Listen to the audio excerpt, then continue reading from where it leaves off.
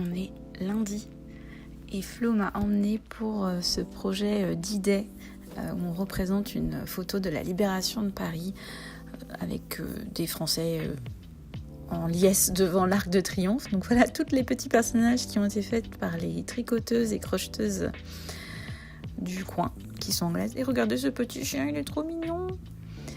Et Florence a tricoté cet Arc de Triomphe qui va être mis sur une structure.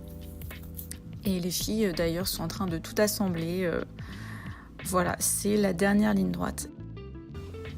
Hello, on est mardi et on a un problème. Les choses que je dois faire ne coïncident pas avec les choses que je veux faire. J'ai envie de travailler sur un petit kit que j'ai trouvé à Nausière. Il est vraiment mimi. Bon alors, le kit basique qui fait peur. On va l'ouvrir ensemble. Vraiment, il n'y a pas la composition, il y a... Donc je pense que c'est du polyester. Mais comme le modèle me plaisait, je me dis en fait j'achète un patron quoi. Ah le vert, j'aime... Ah le vert, un beau vert. Enfin moi j'aime bien ce vert là. Tout petit peu de noir. Hop, un peu de polyester, non? Remplissage en fibre. Alors normalement il y a un crochet. Alors ils expliquent comment faire un cercle magique et les premières mailles. Oui, très bien. Fin de chaînette, crochet simple. Non, c'est une blague. Pardon. Ah si, d'accord. Et au prix que c'est, je m'en fiche un petit peu. Et du coup, vous avez ça, un dessin.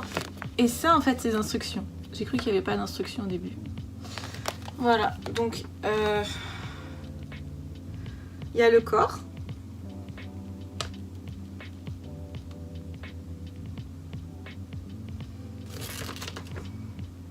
Ah, et sur l'autre, du coup, voilà, il y a des petits bouts pour oreilles, cornes, jambes, bras, ailes, nez. D'accord. Et le ventre, il est à part. Donc, normalement, il y a le crochet, l'aiguille à crochet et les broches dans ce kit. Je ne les vois pas. Oh si, elles sont avec le polyester, autant pour moi. Voilà. Donc, on est... Alors par contre c'est tout bête, mais je ne trouvais plus de grosses aiguilles à laine. Donc pour ça, je suis contente. Une grosse aiguille à laine en plastique, je ne trouve plus la mienne. Et en plus elle est vert fluo. Oh, mais n'importe quoi. 2 mm.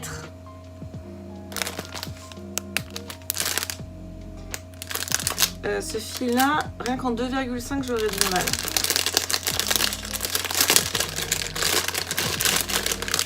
Et pourtant, je sais qu'on crochette plus serré quand on crochette. Non, mais.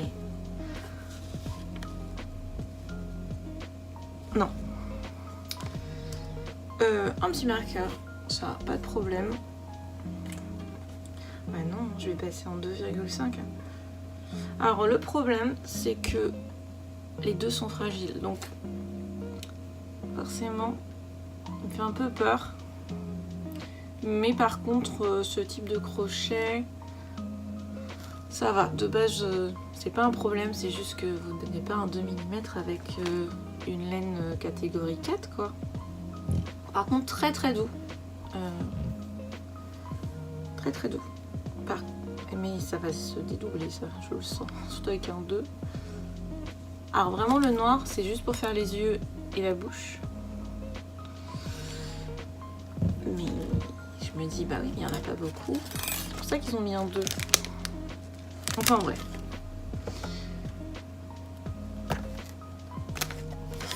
Alors par contre le vert c'est pas du tout le même.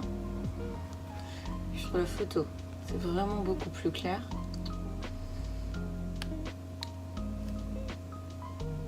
Eh bien on va voir si les instructions correspondent. Autre chose que je veux faire mais qui n'est pas du tout sur la liste des priorités, j'ai reçu de la laine de grenier. Oui encore. Et là, pas mal de pelotes solitaires. mais pas que. Je crois qu'il y a 4 culottes à mettre ensemble d'un fil d'art Anushka 009. Acrylique et 16% de mohair. Pourquoi pas? Il est rigolote. Et sinon c'est vraiment des petits restes quoi. Mais avec les grannies que je fais en ce moment, je ne suis pas contre avoir des restes. Une pelote entière. Je ne connais pas cette marque.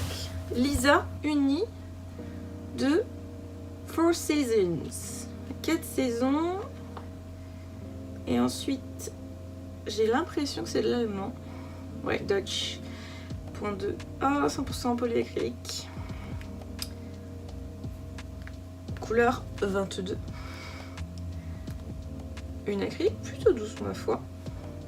Un brin, ça peut servir. Bien écoutez, je vais voir ce que je commence à faire. Entre ce que j'ai envie, ce que je dois. Parce que qu'est-ce que je dois faire? Je dois finir ça, je n'ai toujours pas fini. Quelle honte. Et l'écharpe. On est mardi, j'ai toujours pas bossé sur l'écharpe. Enfin, j'ai pas bossé, si j'ai bossé sur l'écharpe, mais j'ai pas fini l'écharpe. Hier, j'étais à bosser sur l'Arc de Triomphe. C'est bien, c'est fait, il est donné. On n'en parle plus.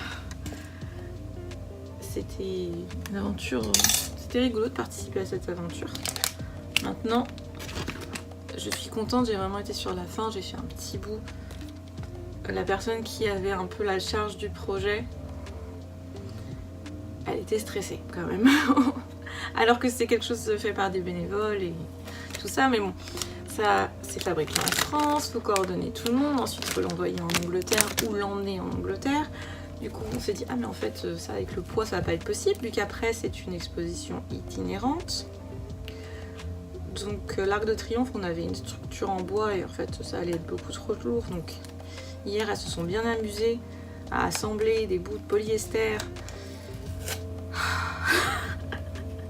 Ça faisait très projet d'art plastique quand vous êtes au collège et que bon bah on n'a pas le choix parce que là demain il faut rendre le projet. Hein. Donc faut que ça tienne, on va mettre du scotch, on va mettre de la glu, on va tout mettre mais ça va tenir. Et c'était très sympa. Encore une fois, du coup c'est des personnes anglaises qui participent. Alors c'est pas forcément pour les anglais mais là c'était pas mal d'anglaises qui vivent dans la région, du coup j'ai pu parler anglais l'après-midi, c'était sympa comme tout.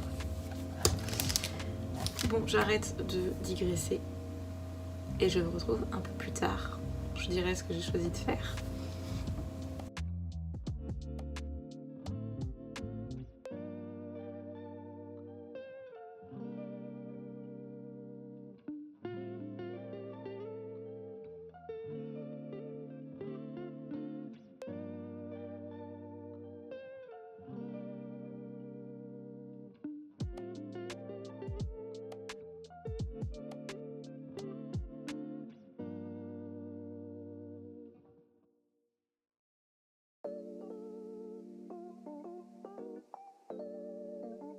Petite update du mercredi.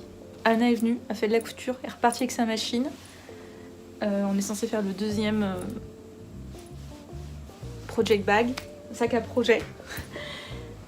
Et en attendant, moi je défais, je vous ai peut-être montré hier, j'ai commencé à défaire le pull qu'une amie a fait avec une laine pingouin qui est en acrylique à part 10% de laine et 10% de mohair, donc terrible à défaire.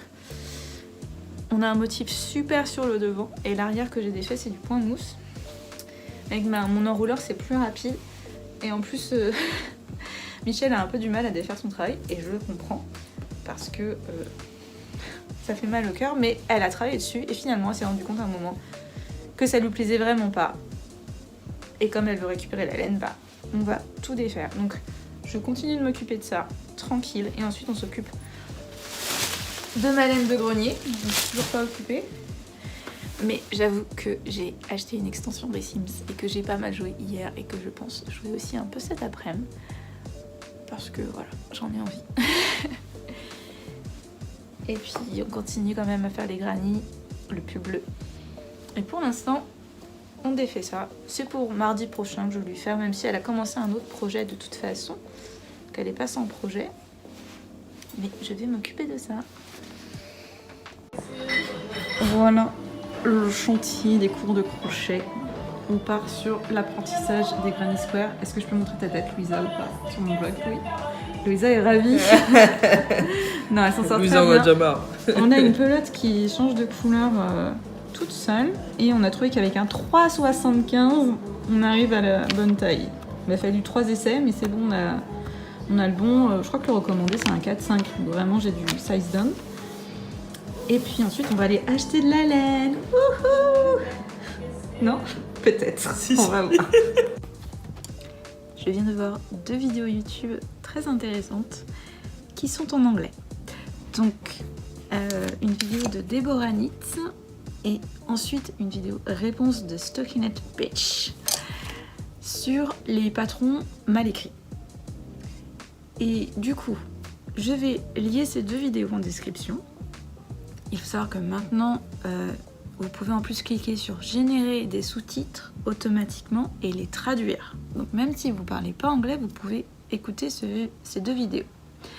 Et en fait, on a Déborah qui arrive et qui dit que malheureusement, il y a eu un peu une épidémie de patrons pas très bien écrits. Et en fait, comme les gens prennent ces patrons, les lisent et se disent en fait c'est plutôt facile d'écrire un patron, les écrivent de la même façon.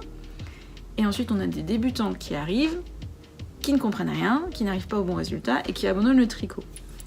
Et pour ça, elle trouve ça dommage. Et là-dessus, on est d'accord. Mais ensuite, on a Stockinette Pitch qui arrive dans les commentaires, dans sa vidéo réponse, et qui dit oui, sauf que en fait, pardon, j'ai un trou. J'ai pris des notes. Mince. Voilà, excusez-moi. On a Stockinette Beach qui arrive et qui dit de nos jours, vraiment, les gens, ils aiment trop les choses simplifiées et on ne pense plus par soi-même, on ne réfléchit plus. Et on abandonne trop vite. Et en plus, les patrons, même professionnels, ne sont pas forcément faciles. Et c'est pas une mauvaise chose. Et du coup, j'aimerais rajouter quelque chose à ça. J'aimerais dire 2 choses. Il faut pas s'empêcher d'écrire un patron parce qu'on est débutante. Parce que j'ai une amie, Boukrea, qui est sur Twitch, qui fait du tricot, qui a très rapidement fait des patrons de ses modèles. Et je trouve que c'est intéressant aussi quand un débutant écrit un patron parce qu'il est en dehors des codes du tricot et il peut penser différemment et venir avec des nouvelles idées. Et justement, juste par recracher les codes. Et c'est super ça. Alors, après, Boukrea avait fait un peu de couture, avait fait de la couture avant. Donc c'est pertinent, il y a une vraie construction, ouais. Et du coup, voilà, et en plus, du coup, elle peut vous dire que ces patrons vont pouvoir être compris par les débutants, vu qu'elle les a créés alors qu'elle était encore techniquement débutante. Enfin, débutante, elle était depuis peu de temps dans le monde du crochet. Par contre, ce qu'il vous faut, c'est en effet cette passion et cette envie de vouloir aller jusqu'au bout du patron. Et moi, j'arrive à une deuxième réflexion aussi, c'est que votre patron, de toute façon, ne pourra pas plaire à tout le monde. Et c'est normal. Et au bout d'un moment, il faut choisir votre public. Et même dans votre public, faut pas penser en termes de débutants, avancés, intermédiaires et intermédiaires avancés. C'est pas ça. Votre public, s'il y a des gens qui aiment suivre les patrons, qui aiment que tout leur soit expliqué par étapes, ils veulent des photos, ils veulent des références. Je fais partie de ces personnes. J'ai acheté un patron et un petit livret DMC pour faire des personnages de la crèche de Noël. Et je trouve que vraiment c'est très petit, il n'y a pas beaucoup d'explications, il n'y a pas beaucoup de photos, parfois c'est vraiment débrouille-toi. Et pourtant je suis avancé en termes de crochet. Maintenant, j'en ai fait beaucoup, j'aime beaucoup me renseigner sur des techniques, j'ai plein de petites vidéos de tips. Et là, j'étais lâchée en mode, bah là, on ne montrera pas l'arrière, on t'a expliqué en une phrase ce qu'il faut faire, ça n'a pas de sens, tant pis. Et moi, ça me gêne. Moi, j'aime que ça ressemble exactement. Si je fais, surtout dans le terme d'une peluche, ça peut être différent pour un vêtement, mais le terme de peluche, je veux qu'elle ressemble à la peluche. Je veux pas qu'on fasse différemment. Mais même moi, qui aime suivre un patron de A à Z, j'ai évolué. Au tout début, j'achetais un magazine de crochet, je ne sais plus comment il s'appelle, mais qui pour moi a vraiment est plus axé sur les débutants, même s'il y a plusieurs créateurs, c'est quand même souvent des patrons débutants. Et j'aimais bien leur façon d'expliquer. Et j'avais emprunté le livre de Picapo. Alors je ne dirais pas qu'il n'est pas accessible aux débutants, mais moi en tant que débutante, je lisais, j'avais du mal à comprendre certaines choses. Je me disais, bah c'est pas pour tout de suite. Et il m'a fallu quelques mois en faisant du coup des patrons plus simples pour mieux comprendre la construction du crochet et me lancer dans ces patrons. Et maintenant j'adore la façon dont c'est écrit, c'est une de mes façons préférées. Si je dois réécrire un patron, j'écris avec les mêmes types d'abréviations, la même signalétique. Et une fois j'ai dû retourner parce que j'aimais bien le modèle proposé dans un de ses anciens magazines, et je trouvais la façon d'expliquer mais ennuyeuse et même déroutante, et alors qu'elle me convenait tellement au début. Donc déjà, nous-mêmes on peut évoluer. Je pense que quand on est avancé, on aime des patrons qui vont directement à l'essentiel, à la source. Mais on parle de personnes qui aiment suivre un patron. Vous avez des personnes qui aiment avoir une petite base, mais vont modifier eux-mêmes. Donc en fait, ça sert pas forcément à grand chose de leur expliquer toutes les modifications. Ils vont adapter en cours. Et si vous notez toutes les adaptations possibles de votre patron, vous allez avoir des patrons qui font 18 pages, qui vous vont demander beaucoup de temps. Et très bien. Et vous ferez des heureux qui diront, ah ben en fait, j'ai peut-être ce pull de base, mais en fait, je peux faire un col roulé, je peux faire un col... Enfin, vous pouvez proposer plein d'options. Mais ça fait peur, ça peut faire peur à un débutant. En fait, vous marquez ces débutants parce que chaque étape est marquée. Mais il y a des débutants, ils voient ça, ils disent non mais ça fait 18 pages. Moi je lis pas 18 pages pour faire un pull en fait. Parce qu'il y a des gens, même débutants, qui veulent une base mais qui après vont inventer. Sur Instagram, j'échange avec Violaine, si tu me regardes, Coco, qui a appris les bases du crochet, qui donc s'est entraînée longtemps à faire des mailles serrées, à faire des granny squares, à faire une boule. Et quand elle a enfin réussi à faire ses diminutions d'augmentation, elle s'est dit bon bah maintenant, je vais faire une loutre. Est-ce que Violaine a été acheter un patron de loutre? Non, Violaine crée un patron. Et c'est génial. Donc en fait, on ne peut pas satisfaire une débutante comme Violaine. Et voilà, on est très nombreux. Du coup, vous ne pourrez pas plaire à tout le monde. Et plus vous essayez de plaire à tout le monde, plus votre patron est long finalement. Et plus vous pouvez désintéresser certaines personnes. Je ne vous dis pas de ne pas faire de patron long, c'est ce que fait Boukrea. Et moi j'aime ces patrons parce que je suis quelqu'un qui aime avoir beaucoup d'explications, tout ça. Mais on reste une niche. J'ai beaucoup d'amis qui sont très freestyle. Ça ne les empêche pas d'acheter des patrons. Elles aiment l'idée de base. Elles aiment découvrir des nouvelles techniques. Donc en fait c'est ça que je pourrais vous recommander. Humblement, et vous pouvez ne pas être d'accord, c'est que si vous proposez une nouvelle technique ou une technique peu utilisée, peu connue, qui va être répétée dans votre patron ou qui est le point essentiel de votre patron, prenez le temps de détailler cette technique, de peut-être mettre des photos, de mettre des liens vers une vidéo qui explique cette technique en particulier. Et là, on est à l'essence de pourquoi moi j'ai acheté ce patron en fait. Parce que ce pull, il ressemble à d'autres pulls et tout. Pourquoi moi je paye pour avoir un patron? Parce que je vais pas réussir à le faire moi-même, parce que cette technique, vous l'avez testée, vous l'avez repensée, vous l'expliquez d'une façon claire, et c'est génial. Et c'est pour ça que du coup, ça a une valeur. Et ça, c'est un des points, alors qui n'est pas évoqué dans la vidéo de Deborah Nitz, mais qui est dans ses commentaires, que j'ai trouvé intéressant. Pourquoi aussi il y a autant de patrons? C'est parce que durant la pandémie, beaucoup de gens se sont mis à tricoter, ont cherché ce craft, et après, les autres personnes qui les ont vus tricoter, qui les ont vus crocheter, et ça doit vous arriver du coup si vous êtes tricoteuse crocheteuse, c'est que tout le monde vous dit « Ah, mais du coup, tu pourrais vendre ce que tu fais, ou tu pourrais vendre les patrons, Et on veut tout monétiser. Expérience personnelle, j'ai fait un pull de A à Z en crochet pour ma sœur. J'ai dû le refaire entièrement, parce que je m'étais plantée. Mais je l'ai fait assez tôt dans mon voyage du crochet, dans mon initiation au crochet, et j'ai tout noté. Du coup, quand je l'ai refait, j'ai rebarré, j'ai repris des notes. Et quelques temps plus tard, quelqu'un avait beaucoup aimé, m'a dit bah, du coup, est-ce que je peux avoir ton patron? Moi, vu l'état de mes notes et de la construction, j'avais pas de valeur ajoutée. Je ne voyais pas vendre ce patron parce que j'allais pas reprendre le temps de tout bien écrire. Mais je me suis dit quand même, je vais prendre mes notes. Je n'ai pas compris mes propres notes. Moi, ce n'est pas une compétence que j'ai. Je ne sais pas si j'irai vers cette compétence ou pas, de savoir écrire des patrons. C'est très long d'écrire un patron, même si c'est un patron pour les personnes avancées, au bout d'un moment, il faut quand même que ce soit clair. Attention. Aller directement à l'essentiel ne veut pas dire ne pas être clair.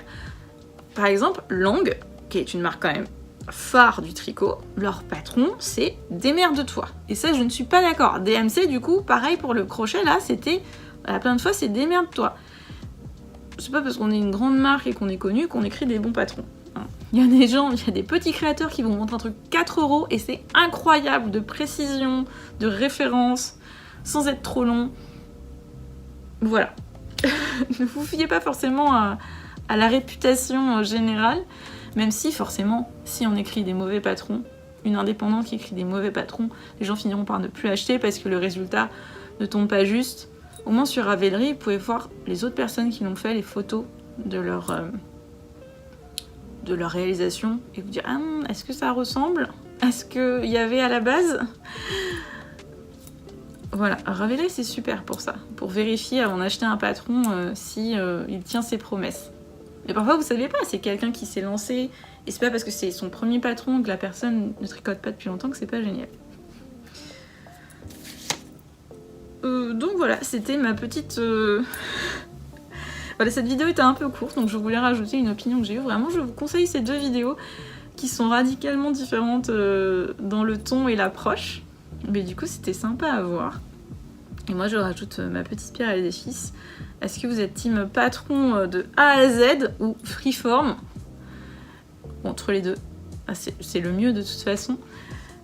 Et je pense que quand on est suivre un patron de A à Z comme moi, on est quand même très envieuse de celles qui n'ont pas besoin de suivre un patron qui s'est adapté en cours de route.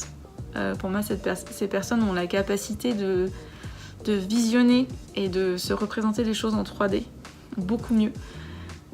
Et tant mieux. Est-ce qu'on peut développer cette capacité? J'essaie de la développer, mais j'ai du mal.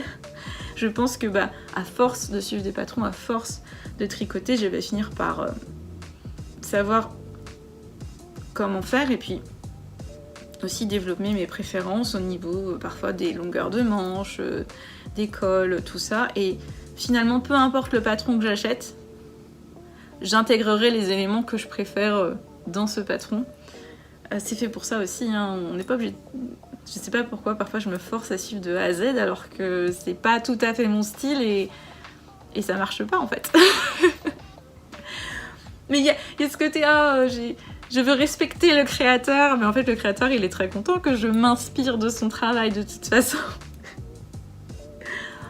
Voilà, en tant que si vous êtes créateur de patron, est-ce que ça vous dérange que quelqu'un se dise ah bah regardez, j'ai fait tel pull que t'as posté, par contre j'ai changé ça. Est-ce que vous êtes un peu oui mais alors pourquoi t'as fait mon pull si t'as changé tout ça? Ou alors ah bah j'adore que ma base t'as donné autant d'inspiration pour créer quelque chose qui te convient, te correspond. Je ne sais pas. Bon, à bientôt. Et on est parti pour le récap du dimanche soir, même si secrètement on est lundi matin. Hier soir, enfin dimanche soir, puisqu'on est dimanche soir, j'ai fini ce projet avec 3 carrés différents. Donc je vous montre bien au début. on a un carré comme ceci qui est répété à chaque fois avec les mêmes couleurs. Celui-ci, le bicolore plein qui change de couleur, qui reste toujours dans la même palette, mais voilà. Et celui-ci qui reste dans la même couleur. J'ai fait des coutures, pour une fois j'ai mis envers contre envers. J'ai fait des mailles coulées parce que j'utilise le fil bleu comme ça sur l'envers. Il ne se voit pas, ou quasiment pas. La couture est très très plate. Maintenant, je n'ai pas bloqué mes carrés, ça se voit un peu. Et j'hésite à faire une petite bordure dans les tons bleus justement ou gris. J'ai utilisé 19 carrés, elle a vraiment une longueur idéale je trouve. Il y a quelques fils qui continuent à pendre, mais la plupart des fils sont rentrés. Et en plus il fait très froid en ce moment, donc je vais pouvoir la porter finalement. Un projet fini, voilà. Elle est vraiment jolie, donc je suis contente. Est-ce que j'ai travaillé sur mon pull bleu? Eh bien cette semaine j'ai fait un rang. Un petit rang. Écoutez, c'est pas zéro, hein, voilà. Et puis cette semaine on va travailler dessus. Enfin la semaine qui arrive on va travailler dessus. Parce que l'autre projet qui m'a pris ma semaine, c'était de commencer ce petit dragon, voir ce que valait le kit. J'ai bien avancé, j'ai fait plusieurs petits bouts et je me rends compte que clairement c'est quelqu'un qui a essayé de réécrire un patron depuis la photo. Il y a quelques erreurs dans l'écriture, il y a quelques erreurs dans la transcription et il y a quelque chose que moi, maintenant que je fais des amigurumi, j'aimerais naturellement changer. Donc j'ai fait des petits bouts. D'ailleurs regardez, c'est dans mon petit ours où j'ai enfin cousu les oreilles. Bon, il lui manque son petit nez, mais rien que d'avoir cousu les oreilles, c'est beaucoup mieux. Et du coup, il me sert un peu de vide-poche en fait, moi. Donc la semaine là qui arrive, on va en profiter pour peut-être parler un peu plus de ce projet et comment je vais le modifier et est-ce que je le recommande ou pas. Voilà, c'est pour la semaine prochaine. Voilà ce qu'il faut retenir de cette semaine. Avec des granny squares, vous pouvez vous faire une écharpe. C'est très sympa. Allez, à la semaine prochaine!